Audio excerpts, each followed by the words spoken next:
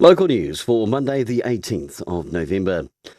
Despite a touch-and-go weather forecast, thousands enjoyed Toast Martinbury yesterday. People from all over the region, the country and indeed the world enjoyed the premier wine, food and entertainment festival and were even treated to Sean Wallace from TV shows The Chase, who sang at Tikaranga. A Tūtiramuri School Board are hosting an end-of-year send-off to celebrate the end of a 97-year-long era. The school is likely to close by the end of the year and is inviting past students, teachers and community members for a function set down for the 1st of December. And finally, Wairarapa police are seeking 41-year-old Shannon Hawani Martin, who has a warrant to arrest for aggravated robbery.